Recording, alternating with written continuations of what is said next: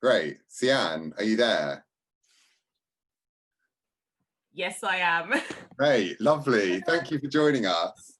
Thank you for having me. Yeah, you're very welcome. So welcome to a test. And thank you for giving up some time on a Monday morning, well, Monday afternoon now, I suppose, to tell us a little bit more about you and women in leadership. So I'll do a quick intro and then we can dive into some questions, and we'll make sure we leave some time for people to ask kind of questions at the end as well. I'm sure people are going to be really interested in kind of your story. So just as an intro for everyone at a test, thanks to everyone who's joined. Cianne, in terms of her background, worked in family law before transitioning across into international development. She completed a master's in human rights law and then established Women in Leadership. Cianne's actually worked with women's charities since she was 18, so kind of tons of experience there. So currently runs Women in Leadership as well as works with another women's charity too. So I don't quite know where sleep happens in amongst all of that, but certainly a very busy lady. So so we're really, really grateful to have you here. I guess what I'd really like to do is just ask you a few questions. And if anyone from the audience kind of wants to ask anything, please just throw it in the chat or kind of speak up when there's a moment. So cool. So in terms of your background, Cianne, yes, why did you move from law into international development? Yes, very good question. I started out in family law, and as you quite rightly said, I had worked with women's charities before. So moving into family law, first of all, was all about supporting women again. I did a lot of work with domestic abuse charities and supporting women to get protection from violence. So that was a lot of the work that I did in the charities, and then for the family law firm as well. But I think I was very good at family law in terms of going to court and getting the orders and making sure women were protected. But I was also very good at sitting with clients and talking to them for a very long time about what had happened, and why they felt that way and how we could support them. Mm-hmm. And in the world of law and working for a law firm, time is money. So I feel like I was the type of person to sit for a very long time and talk to clients, which was probably not the best thing for the law firm, because I was doing a lot of hand holding. And as sort of legal aid cuts come in, because I was working for a legal aid firm that provides support to women who are of limited means.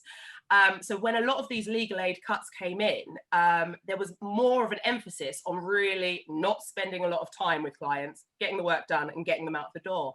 And it really sort of pulled away from the idea that I had, that I wanted to support these women. I wanted to spend time with them. I wanted to make sure that they felt okay. So when the opportunity came for me to work maybe in the charity sector again, I took it, and it was in the form of a career break and volunteering abroad for an international development charity. They're called Restless Development. So this opportunity came up, and I thought to myself, I'm supporting women here, but not as much as I could be. There's probably women in the country that I'm going to volunteer in, which was Uganda, that also need support and have even less support, even less access to legal support, even less access to someone there to hold their hand, to help them through whichever situation they're going through. So it was almost an easy choice for me to move away from the legal world and move into international development and find a new way to support women who are vulnerable, essentially. Yeah, really interesting. So it sounds like there's sort of a natural conflict of interest between you sort of wanting to sort of support people and then being pulled in by the sort of mechanics of sort of like the way legal firms work. So yeah, quite amazing that you had that opportunity to sort of jump out of it, I think. Yes, I grabbed it with both hands. I saw the opportunity to volunteer abroad, did the application and left the country, which was a little bit disturbing for my family, who thought that, yes, she's the lawyer in the family, she's going to be a big family lawyer and things like that. And I was like, okay, now I'm going to go and work in Uganda for free. Yeah. And yes, lots of looks of horror amongst family members. But it worked out, and I've been working there for 6 years. I've gone from volunteering to actually having an organisation there. So yeah, they're less concerned now, the family. And so what kind of happened when you went to Uganda? So like, how did, I guess, women in leadership come about? So I went over and I volunteered first of all. So I was based in a very rural village, and we were delivering a reproductive health program for women and girls. So we're in the schools, we're telling them how to protect themselves from HIV, how to be involved in safe sex practices and things like that. But at the same time, we were sort of being hit with all of these statistics about how many girls were dropping out of school due to teenage pregnancy, how many girls were not having an education. And it seemed like there needed to be more of an intervention than what we were currently doing. And I thought to myself, okay, let's have some conversations with people. Let's see what's really going on. Why are the girls dropping out of school? And I ended up doing something called a needs assessment, which is where you go into a community, you sit down with the people in the community, and you ask them, okay, what's going on? What are the challenges that you're facing? So I met with some groups of girls from the schools I was working with. I met with community leaders, and I met with women in the community. And the same challenges kept on coming up. Teenage pregnancy, illiteracy, we haven't got access to work opportunities. And these were coming up over and over again. So we went back to the groups again. And when I say we, I was with a couple of other volunteers I'd asked to help me out with this needs assessment. And we said, okay, so these are the challenges. How do you think we could help? Now, for me, this seemed like a very natural progression. Ask the people in the community what they want and what they need, and then try to provide that.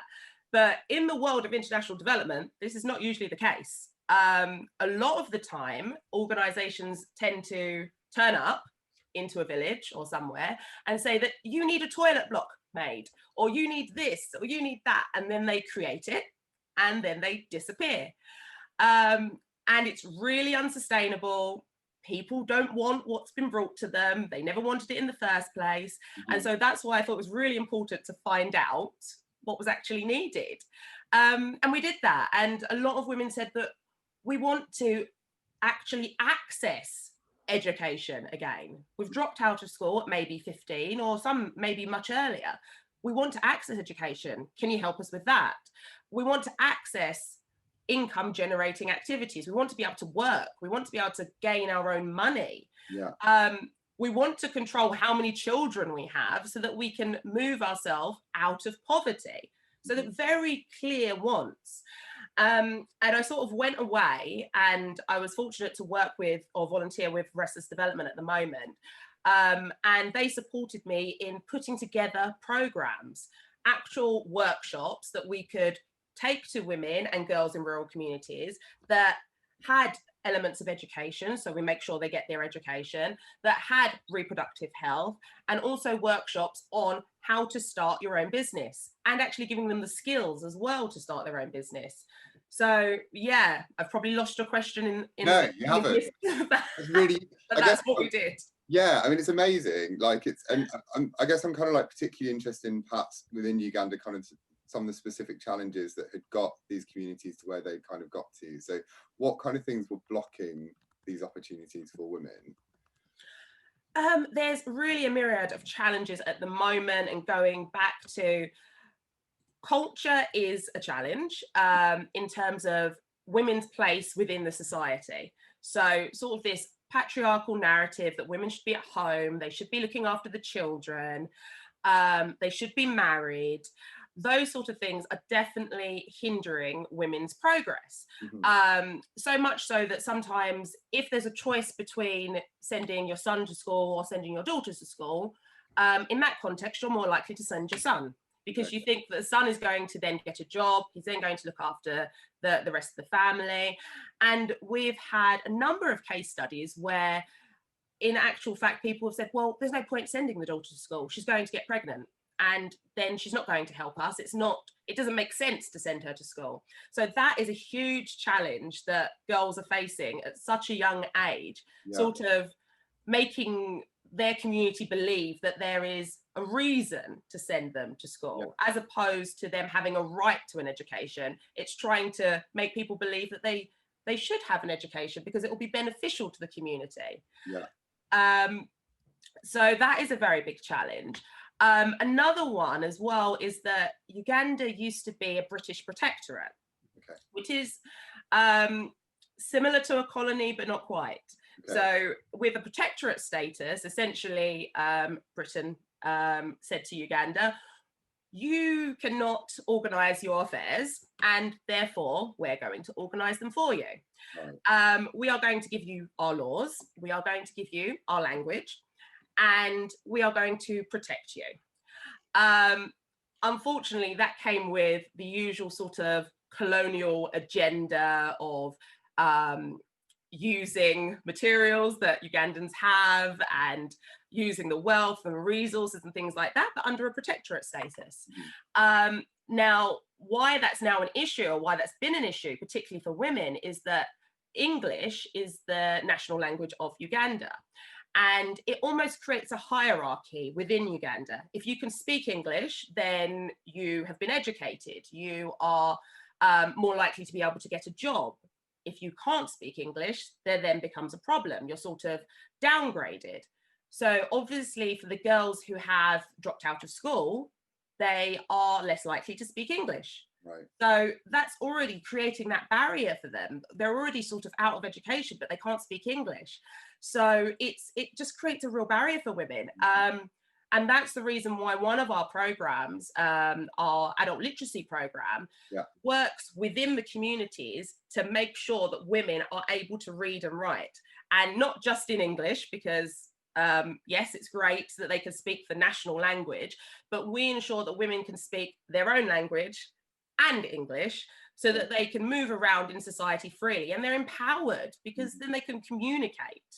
It's just really, really important. But all of that stems back from the protectorate status, and that's those sort of colonial roots. Yeah, it's really tragic, isn't it, that this is still kind of playing out despite that protectorate kind of no longer being there, in theory at least. But but I think there is a move now to a lot of African countries sort of reclaiming their languages, and saying, actually, no, English is not going to be the national language anymore. We're going to embrace our own languages. In Uganda, they have 65 different languages. It's really culturally diverse, and it would be nice to see the country embracing their own languages as well, and so that people don't feel downgraded because they can't speak, which is essentially a foreign language.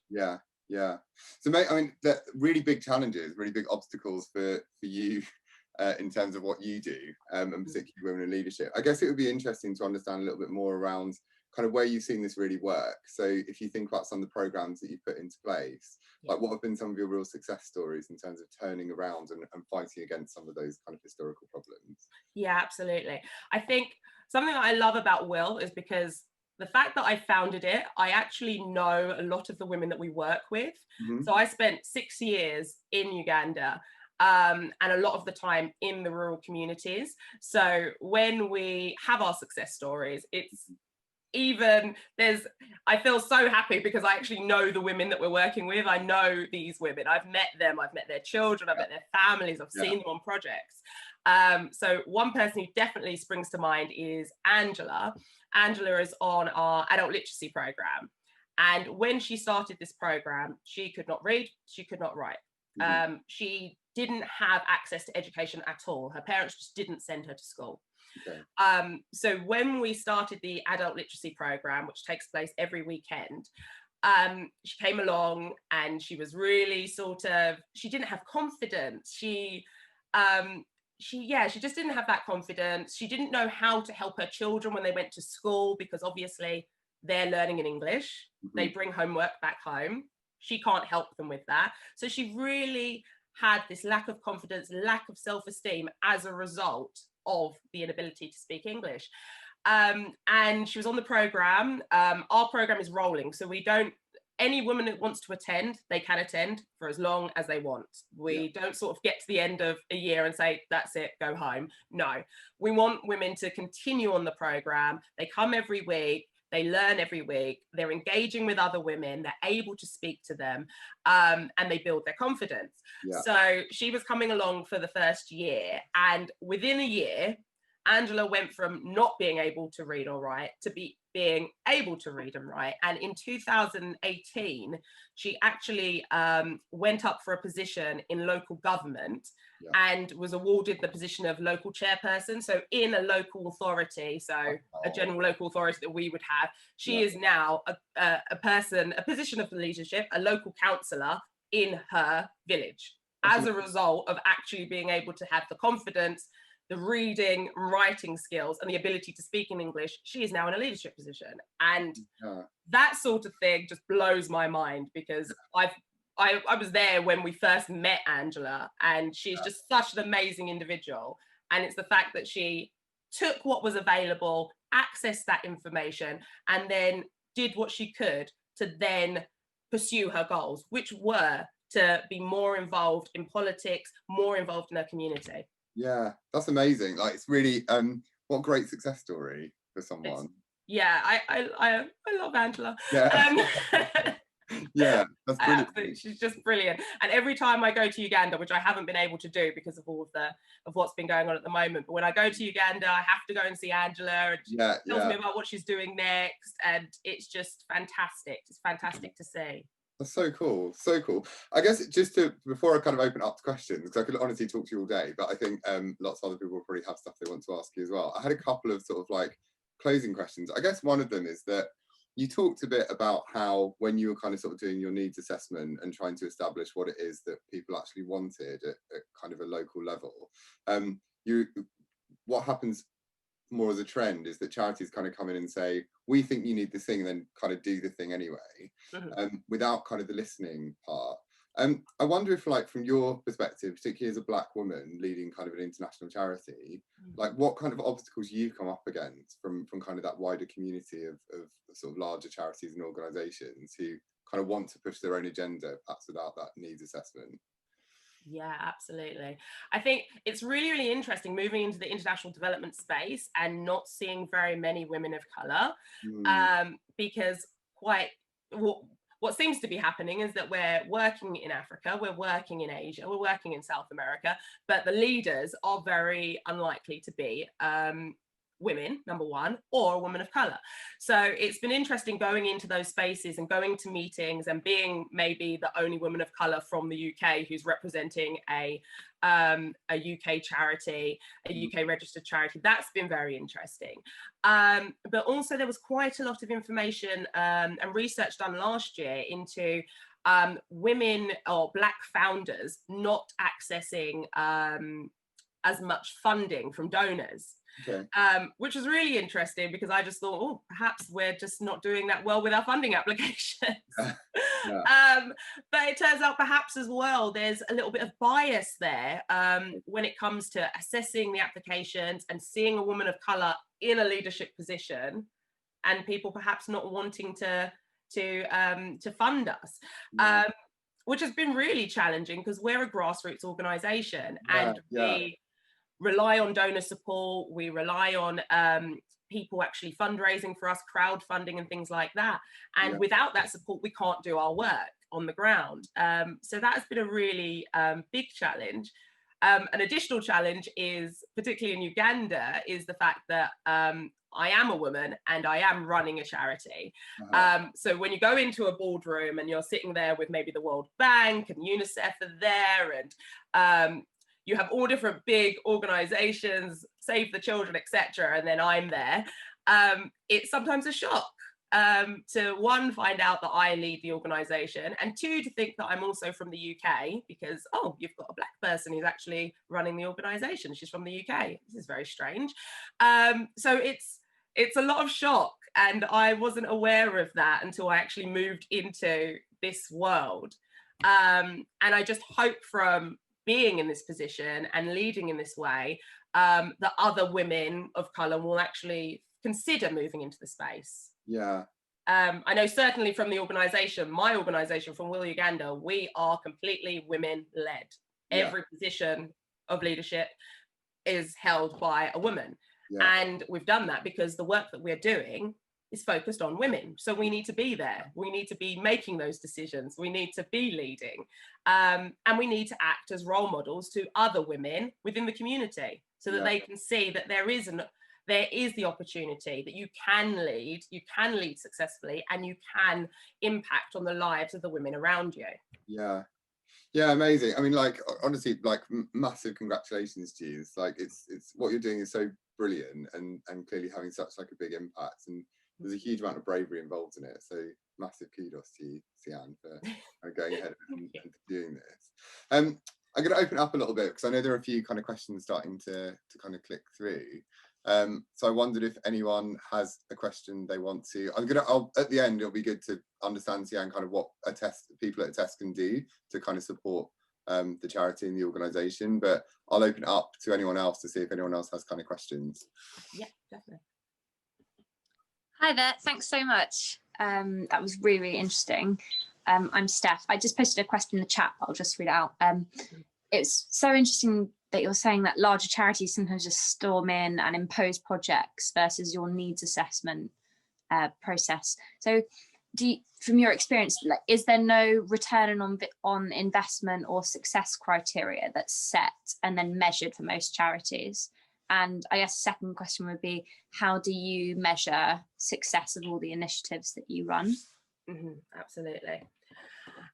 Definitely in terms of success criteria, a lot of that is based on the donor that is actually funding your project. So not to say that all donors are to blame, but essentially at the beginning of a project, you would say to your donor, this is what I want to do, and this is what success looks like for us. Perhaps the donor will have other ideas of what success looks like. So that might be how many people that you actually reach out to. So you want to do a project for this many thousand women. How many women are actually taking up your services? How many women have a change in behavior? Things like that. So a lot of the times those things can be set by the donor themselves as to what change they want to see in the community. For us personally, we have our 3 major programs, which are our education program, our health program, and our empowerment program, which is all about income generation. So under each program, we'll have set targets of what we want to do. So our My Body, My Rights program, which is our flagship health program at the moment, that's all about women taking agency over their bodies and being able to decide if, when and how many children they have, and just making those decisions, which for us, I think we very much take for granted. We don't have access to information. We have access to information. They don't have access to information or access to those services. So for us, the sort of success in that program is 1, reaching out to the number of women that we wanted to for the program, and 2, seeing the uptake of family planning services in the local health centres rise, which it is. And that's why we've been funded for that program, because we were able to prove that by going into the communities, delivering a workshop and telling women about what's available for them, they are more likely to then go and access those services. So that was kind of what we were trying to prove. And now that we've proven that, more donors want to fund us because they can see the benefits. If more women are accessing family planning, they're able to make those decisions, have smaller families, and lift themselves out of poverty, which is such a huge issue for rural women. I hope that answers your question. That does. Thank you so much. Thank you. Anyone else? Any other questions? Yeah, I had a quick question about how we can raise awareness of these topics in the education system in the UK. It's a topic close to my heart, and one where I think many teachers and head teachers in the UK have no idea even how to think about this, let alone how to educate the nation. If you could insert one idea into the education system in the UK, what would you insert, and how should we change that? I just have a quick question for you. In terms of the education system, do you mean bringing in more issues of reproductive health, or just generally what's been going on in other countries? Both topics, reproductive health and women in other countries. Women in other countries, absolutely. Great. Yeah, I think it's definitely something that needs to go into the curriculum, because I think that I had the opportunity from a young age to volunteer with charities, which really sort of developed my understanding of the world and what was going on and what women have here, what they don't have, and what women what challenges women are facing in other countries. And at the moment, I think the curriculum is lacking that kind of understanding of what is happening in the world. And in that way, a lot more people are perhaps concerned of what's happening at national level, as opposed to how they can support other people. So I'm not sure where in the curriculum they can bring it, but I do think there needs to be something on perhaps giving, how to give back, whether that's giving back to your own community or giving back to people and women across the world. But it has to start with this idea of giving and this idea of service. I was brought up with that from a very young age. I had a grandmother who worked for the NHS and a mother who was a director of a charity, an auntie who was a manager of a charity. So I was brought up with this idea of supporting other people. But unless you're sort of brought up with that, you don't get it, and it's not your fault. So it's really important, particularly if we're looking at times now, right now, within COVID, where you might need to support your neighbour, you might need to support another family member.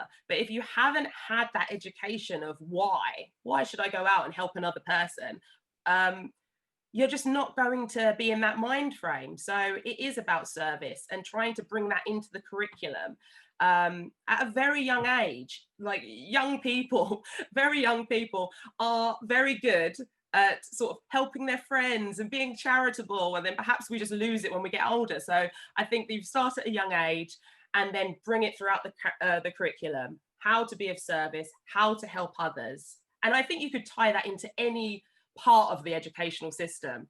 It's just, I think it's intrinsic. It's something that needs to happen. Great. Awesome. Well, look, see, I've only got 1 minute left, so I thought I would hand over to you to tell everyone what they might be able to do to help women in leadership and other kind of related projects. So we can of course share kind of a link to the website, but what else can kind of people do if they want to get involved in this? Yes, absolutely. Number one, we have a crowdfunder that we've just launched for our My Body, My Rights program. So despite the pandemic, these workshops that we do in rural communities are ongoing. We've just had the sort of green light to have dialogues in the community, but that are socially distanced with very small numbers of women, to make sure that they have uninterrupted access to this information. Because during COVID, as you can imagine, particularly in rural communities, women were not able to get to the health centres. They had no idea of what they could do to protect themselves from various sexual diseases and things like that. So it's really important they still get this information. So there's a big crowdfunder that we've launched, and we're hoping to get some donations. So if anyone would like to support that program, you can go onto our crowdfunder and support us that way. Another way is through Easy Fundraising, which is a very, very simple process of signing up to Easy Fundraising. And then every time you shop, the actual company you shop with donates to us directly. So it's free donations. You don't actually have to spend any money of your own. You could shop at one of thousands of stores over the country, and every time you shop, we get a donation. So you can simply sign up to that. I will send you the link, Pat. Right. And people could sign up to that, because that's a great way of us getting some money in, particularly now when funding is quite literally drying up, because there are so many organisations trying to do interventions at the moment, rightly so. But we're all kind of clutching at straws, trying to get some money at the moment. So it is difficult. So if anyone is shopping online, please consider going through Easy Fundraising whilst you buy your bits and pieces on Amazon. I think, and spreading the word. If you check us out on Instagram, check us out on Twitter, check us out on Facebook, spread the word, find out what we're doing. And I would hope maybe next year we're also accepting volunteers in country if anyone wants to come out and spend some time in Uganda. Amazing. Thanks so much, Cianne. It's really great chatting to you. Thank you to everyone for joining. We'll follow up with the team just with some more information on how they can get involved, and I will chat to you again soon. Amazing. Thank you so much, everyone. Lovely to meet you. Thank you. Hi. Thank you. Cheers.